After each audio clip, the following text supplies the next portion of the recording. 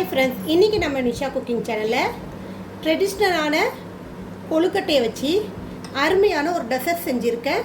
ஒரு சின்னதாக வீட்டில் கெட் டுகெதர் ஃபங்க்ஷன் ஏதாவது வச்சுருந்தீங்கனாலோ, ஒரு பார்ட்டி வச்சுருந்தாலோ, இல்லை பர்த்டே ஃபங்க்ஷன் இந்த மாதிரி இருந்தாலும் இதை நீங்கள் சேவ் பண்ணலாம். செம்மையாக இருக்கும்.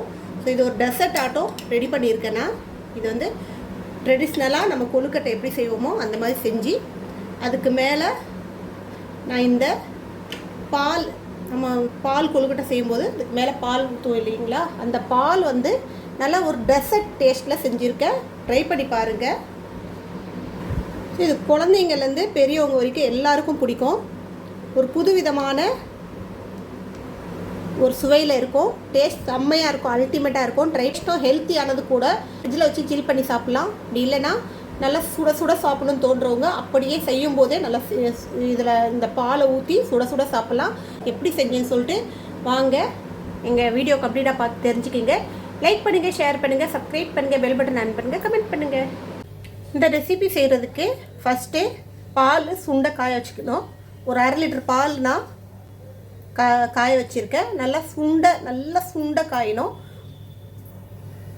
பால் காயறதுக்குள்ளே உள்ளே வைக்கிறதுக்கான பூரணை ரெடி பண்ணிடலாம். அதுக்கு ஒரு 50 கிராம் அளவுக்கு வெல்லம் எடுத்துருக்கேன்.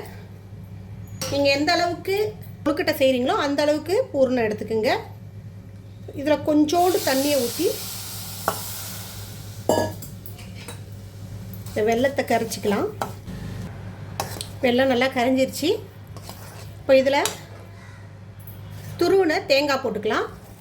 வெல்லம் வந்து நல்லா சுத்தமான வெல்லமாக எடுத்துக்கோங்க. சப்போஸ் உங்களுக்கு வெல்லத்தில் தூசி இருக்கிற மாதிரி தெரிஞ்சிச்சுன்னா வெல்லம் கொஞ்சோண்டு கரைச்சி வடிகட்டி எடுத்துக்கோங்க. இப்போ இதோட 1 ஸ்பூன் கசகசா, 2 ஸ்பூன் எள்ளு சேர்க்குறேன், வெள்ளை எள்ளு. அதோட ஒரு சிட்டிகை அளவுக்கு ஏலக்காய் பொடி, காடமம் பவுடர். இது எல்லாத்தையும் நல்லா மிக்ஸ் பண்ணிக்கிங்க. இதை தவிர்த்து நீங்கள் வேறு ஏதாவது நட்ஸு சேர்க்கணுன்னா சேர்த்துக்கலாம். அப்படி இல்லைன்னா வேர்க்கடலை, பொட்டுக்கடலை சேர்க்குறது தான் சேர்த்துக்கலாம். ஆனால் இதுக்கு இந்த மாதிரி சிம்பிளாக இருந்தால் தான் நல்லாயிருக்கும். உள்ளே இருக்கிற பூர்ணத்தை விட நம்ம மேலே ஊற்றுற இந்த பால் அதுதான் மெயின். ஸோ அதுக்காக உள்ளே இருக்கிற பூர்ணம் நம்ம சிம்பிளாக செஞ்சுக்கிட்டாலும் டேஸ்ட்டு நல்லாயிருக்கும். வெல்லம் அது கூட சேர்ந்து மெல்ட் ஆகி நல்லா ட்ரை ஆகி வரட்டும்.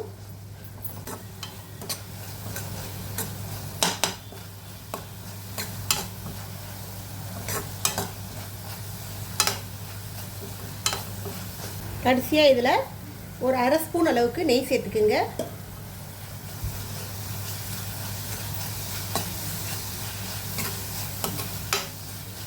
அவ்வளோதான், பூர்ணம் ரெடி ஆகிடுச்சு. இது ஆறும்போது இன்னும் கெட்டி ஆகிடும். இப்போ அடுப்பில் ஒரு பேன் வச்சுட்டு 2 கப்பு தண்ணி ஊற்றிக்கலாம். இந்த கப்பால் 1 கப் அளவுக்கு அரிசி மாவு எடுத்துருக்கேன். அதே கப்பால் 2 கப் அளவு தண்ணி ஊற்றிக்கலாம். இப்போ இந்த தண்ணியில் அந்த மாவுக்கு தேவையான அளவு உப்பு சேர்த்துக்கலாம். இப்போது தண்ணி கொதித்து வரும்போது ஒரு 1/2 ஸ்பூனு நெய் சேர்த்துக்குங்க. ஒரு சிட்டிகை ஏலக்காய் பொடி சேர்த்துக்கலாம். இப்போ அடுப்பை நல்லா சிம்மில் வச்சுட்டு மாவு கொஞ்சம் கொஞ்சமாக போட்டு மிக்ஸ் பண்ணலாம்.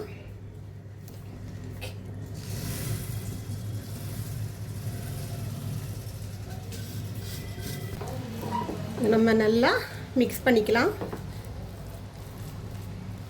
ஸ்டவ் ஆஃப் பண்ணி விட்ருங்க.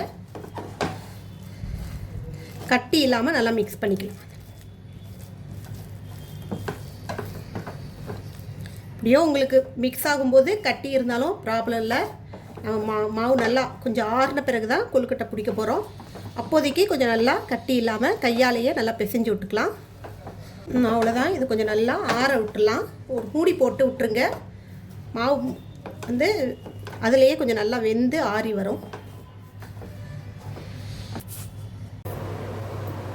கொஞ்சம் ஆறின பிறகு இந்த மாவு நல்லா கையால் ஒரு தடவை பிசைஞ்சிக்கலாம். கையில் கொஞ்சோண்டு நெய்யாவது எண்ணெயாவது தடவிக்கிங்க.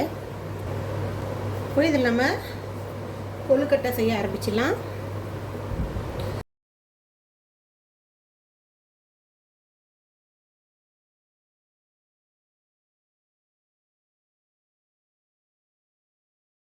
நல்லா தின்னாக எடுங்க மாவை.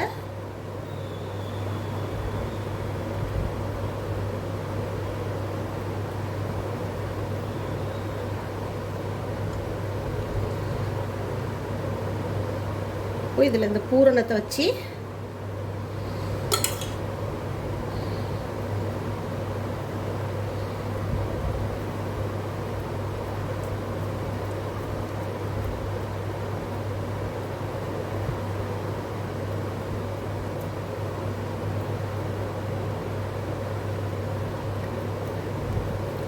இந்த மாதிரி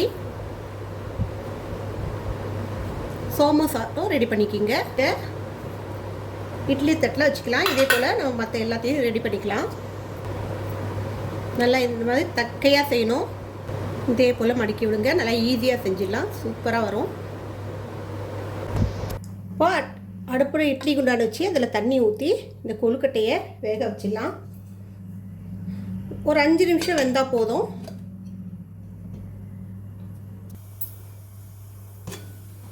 கொழுக்கட்டை நல்லா வெந்துருச்சு. இப்போ இதை எடுக்கலாம். இப்போ நம்ம காய்ச்சி வச்சுருக்க பால் இருக்கு இல்லையா, அதில் ஒரு அரை ஸ்பூன் அளவுக்கு கஸ்டர்ட் பவுடர் போட்டு மிக்ஸ் பண்ணி அதில் ஊற்றிடலாம். கஸ்டர்ட் பவுடர் விருப்பம் இல்லாதவங்க பாதாம் பவுடர் சேர்த்துக்கலாம். பாதாம் பவுடரும் விருப்பம் இல்லாதவங்க அப்படியே நீங்கள் இதை வந்து சேவ் பண்ணலாம். இது ஒரு 2 நிமிஷம் கொதிக்கிட்டோம். இப்போ இதில் இனிப்புக்கு 2 ஸ்பூன் கண்டன்ஸ் மில்க் போடுறேன். Milk maid.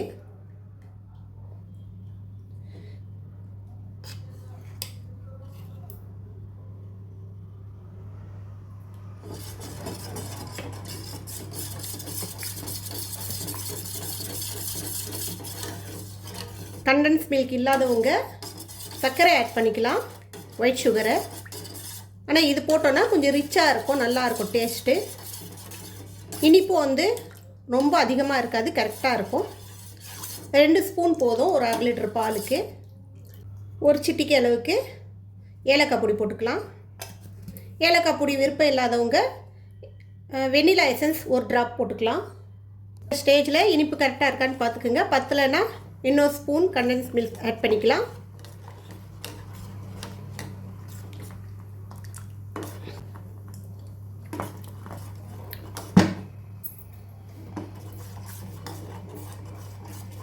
இனிப்பு கரெக்டாக இருக்குது. ரொம்ப இனிப்பாகவும் இல்லை, இனிப்பே இல்லாமலும் இல்லை, திட்டமாக இருக்குது. நம்ம இதை வந்து அதில் ஊற்றி சாப்பிடும்போது அதில் உள்ள இனிப்போடு சேர்ந்து கரெக்டாக இருக்கும். ஓவர் இனிப்பு இல்லாமல் இருந்தால் தான் ஸ்வீட் வந்து சாப்பிட்றதுக்கே பிடிக்கும். ஸோ இந்த மாதிரி ஸ்வீட்டெல்லாம் நம்ம ஈஸியாக வீட்டில் செஞ்சு ஒரு பார்ட்டி அப்படி இல்லைன்னா ஒரு ஃபங்க்ஷன் ஏதாவது சின்னதாக வீட்டில் வைக்கிற ஃபங்க்ஷனுக்கு செஞ்சு கொடுக்கலாம். ஸோ கொழுக்கட்டையிலேயே டிஃப்ரெண்ட்டான ஒரு டெசர்ட் ஆட்டம் செஞ்சு கொடுக்கலாம். இதை அவ்வளோதான். இது ஓரளவு திக்காகிடுச்சு போதும். இது ஆறின பிறகு இன்னும் கொஞ்சம் திக்காகும். இதை நீங்கள் சூடாக கூட சாப்பிட்லாம், நல்லாயிருக்கும். இல்லை ஃப்ரிட்ஜில் வச்சு ஜில் பண்ணி கூட சாப்பிட்லாம். சரியே செஞ்சு ஃப்ரிட்ஜில் எடுத்து வச்சிட்டிங்கன்னா கொழுக்கட்டை ரெடி பண்ண உடனேயே நம்ம இதை வந்து அது மேலே ஊற்றி சேவ் பண்ணலாம். ஸோ ஜில்லுன்னு இருக்கும். இல்லை சூடாக தான் சாப்பிட்ணும், சூடாக சாப்பிட்ணுன்னு விருப்பம் இருக்கவங்க அப்படியே இப்போ செஞ்ச உடனேயே நம்ம வந்து இது கொழுக்கட்டை இதில் ஊற போட்டு சாப்பிட்லாம். டேஸ்ட் செம்மையாக இருக்கும். இதுக்கு மேலே கொஞ்சோண்டு குங்குமப்பூ கரைச்சி ஊற்றிக்கலாம். ஸோ அந்தளவுக்கு வசதி இல்லாதவங்க லைட்டாக ஃபுட் கலர் போட்டுக்கலாம், எல்லோ ஃபுட் கலரு. ஸோ எதுவுமே வேணாம்ன்றவங்க அப்படியே வெள்ளையாகவே அப்படியே வச்சு சாப்பிட்லாம். அவ்வளோதான், போதும். இப்போது ஸ்டவ் ஆஃப் பண்ணி விட்டுருலாம். இப்போது இதை நம்ம ஒரு பவுலில் ஊற்றிக்கலாம்.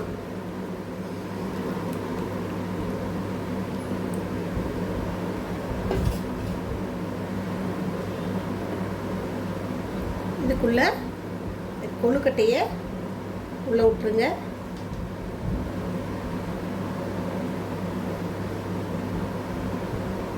இப்போது இதில் கொஞ்சோண்டு பாதாம் பிஸ்தா போட்டு சேவ் பண்ணிங்கன்னா செம்மையாக இருக்கும்.